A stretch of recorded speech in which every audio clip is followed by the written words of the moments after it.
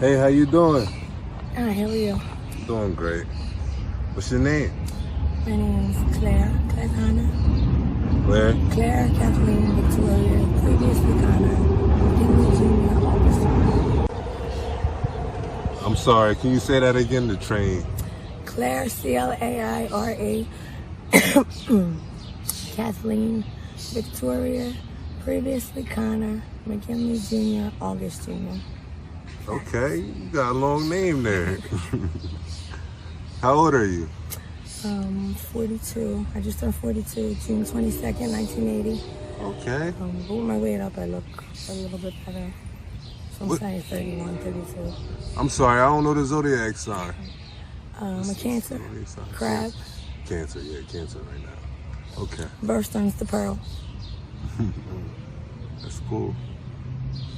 How old are you? 42. Mm-hmm. I just turned 42 on the 22nd. Right. 1980. But with my weight up, I look probably about 10 years younger. What brings you out to Kensington? Well, I'm born and raised here. I was at Muncie from 2014 to 2016. I had to get off parole. I did my back time. In plain English terms, I did some credit cards through my addiction, and I got locked up for forgery, identity theft, and access to place fraud. Just to come home and think that I was being done to me by maybe some ex-family members and maybe some haters from back in the day, some females that I used to hang with between 11 and 17, and anywhere after that it was not long relationships. Oh my God, hunted? Did you say you was being hunted by? No, I wasn't being hunted. I had to go get off paper for forgery, identity theft, and access to place fraud. Okay. I'm off parole now. I'm clean. Clean off parole. Sometimes, it feels good to be off it. Right, that's good. Do you use? Yes. I like to say Piedra Mantega in case there's any ignorant people. That's dope and hard. One-on-one, some say. Or as many as it takes. I don't feel like I need rehab though. I feel like that people get high for different reasons and you never should judge them. Mm-hmm. That's true. You never know what they're going through. Nobody gets high the same. People might want to get high like me, but I really don't like to do it around too many people. I normally do it in the house. Mm-hmm. But sometimes either my door may be locked or I don't know, I just feel like I can't quite make it there. Even if I feel like I have to go into the phone or something, Mm-hmm. I eventually get there though. I'm always right around the corner. Do you work? I was collecting Social Security check. I got that when I was at Muncie when they sprayed me with mace, waterboarded me, and tased me. I feel like I had. I stay at 853 Madison, the only thing on the block is my landlord. Uninvited guest in the front room. I'm not sure if there's anybody in the middle room, but there was. Somebody I may have seen once or twice around the neighborhood, but I don't know if they're there anymore. I'm in the back room and my brother's downstairs. But there are some of my haters, some females that I do know their names. Candace Marie Crewman Ecker Scott, Selena Andalin, Kate Connor, I do believe possibly Bridget Connor, maybe Randy Scrugaro, I heard she's maybe, or maybe not on terms with Louisiana, they may call her.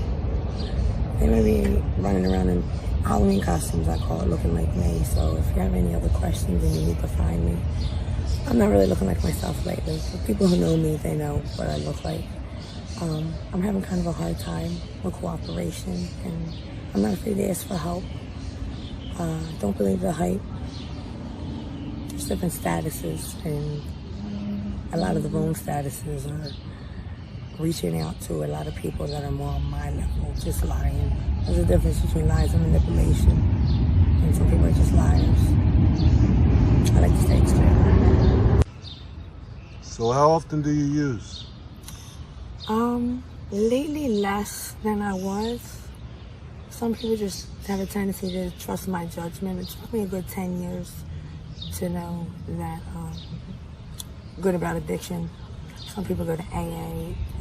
I did a program at Muncie called The Prep. I was one and done. It taught me a lot of stuff, but it's about the person, whatever works for them. How often do I use? Not all day long, all day long. Whenever I start feeling a little uncomfortable, maybe not like myself, I do believe that I have ADHD, special mind, beautiful mind is a terrible thing to waste. It's not always about getting high though. Some people shouldn't, and I'm one that can. Like I said, I was getting $8.50 a month, and I do believe I know the girl, Candace, who I don't know how she answered the phone. I don't know if they were hacking or whatever. She saw my bank card, and I ain't had my check in 2 years. So it's been kind of hard for me to get a hold of money when everybody's trying to lie, make me look like them, just say unrealistic shit, and just make them think plain no. I'm never really out of pocket. Other people been. Some people have been waiting for me to be. But I know I need guidance. How has drugs impacted your life? I think different strokes for different folks. Now that I have a little bit of an understanding, I still think that I need to be debriefed if I have the right person. I was usually a good judge of character, but the past 2 years, I can tell when somebody's been setting me up for failure. But I know myself. A lot of people don't, and if they did, they would just lie anyway. I think God makes you meet people for reasons. Right. And some of us have a photographic memory, if need be. But I was always taught to ask questions. Right. Like a training day type thing. But it was 2010, that's a long time ago. Both a lifetime. When I used to live down on Beaumont Street, before they knocked my house down, I felt like I was with somebody that taught me a lot. But he said you have to have it to work with. You can't force anybody to be here or not. Do you have any kids? Yes, I have 3 sons. Michael III is 23. Dylan McGinley is 21. And Colin Matthew Stingland McGinley, if need be, Colin McGinley is 15. He'll be 16 in August. And I have a grandson, Michael IV. He's between 6 or 7. I missed about 2 birthdays against my will, I feel like. And his mama, Hallie McGinley, is 25. She's the only woman I trust out of all the females that I know. Are you close with them? That's great. Bless you. Thank you. I really haven't seen him in the past 2 years. I'm not one to not go see my kids, even if somebody's purposely trying to make me not. But I put them first before anybody. Sometimes I feel like I'm an orphan, but they're not. They're not, and they need to understand something. I miss them, and I love them, and sometimes it's okay to stay still. I know they love you too. But I will take care of everything.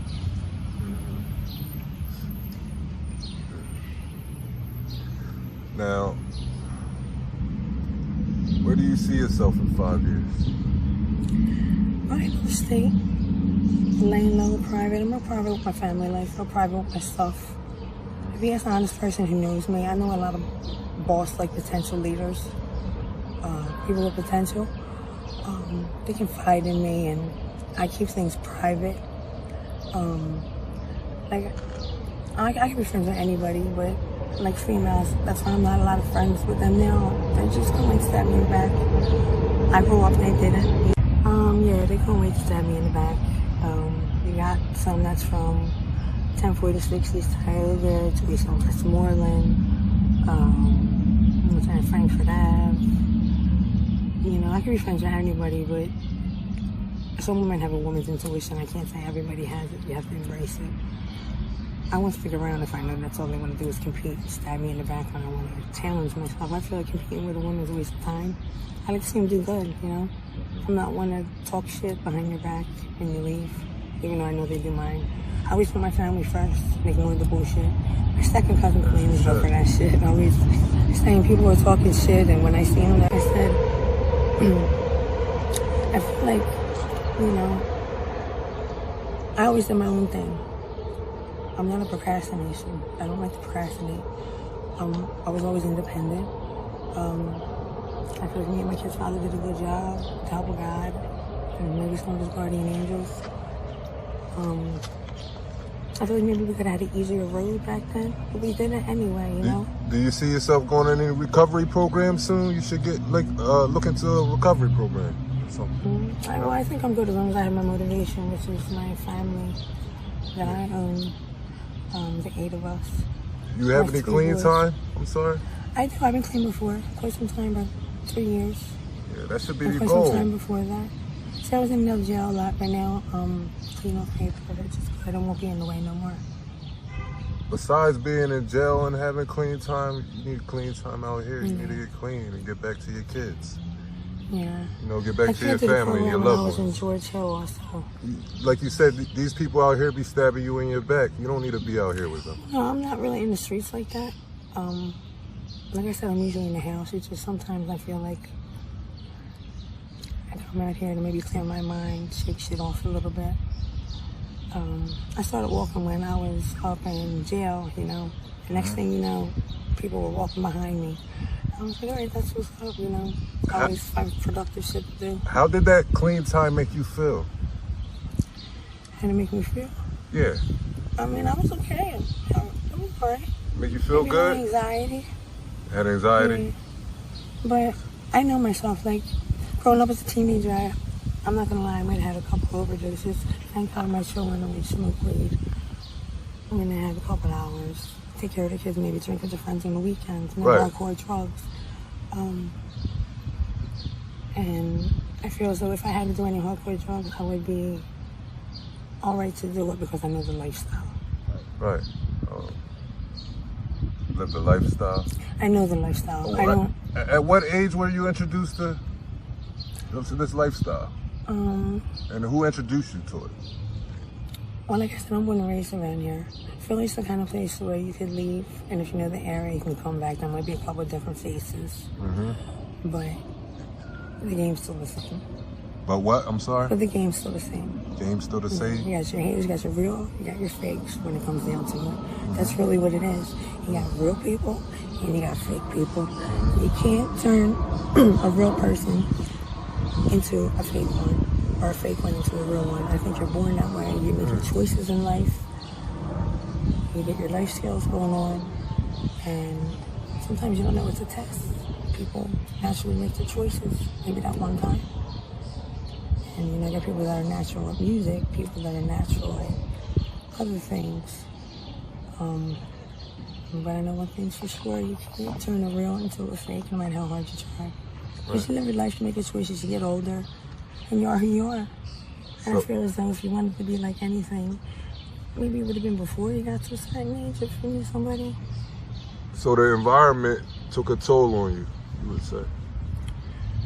No, not really. I always moved out with my kids. I lived in Tycoon, I lived in Princeton, I lived on Edmond Street. Because, you know, I know there's drugs and stuff around here. I'm gonna tell you, Mom, I feel like a mother should want better for her children. I don't know how my mother went for me. I didn't see her in about 4 years. She passed away. God bless her and my sister, and my nephew. Sorry for your loss.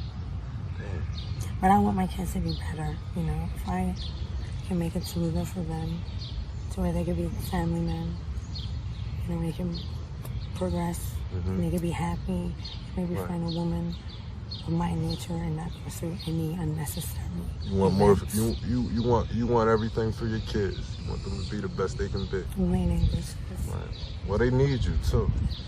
They need you. They need you to beat this. They need you to be strong and beat this, so you can be the best you can be for them. And you will. I am. You will. I'd like to thank you for your time. You've been a wonderful interviewee. All Time Media will be praying for you. Thank you. God bless. You too.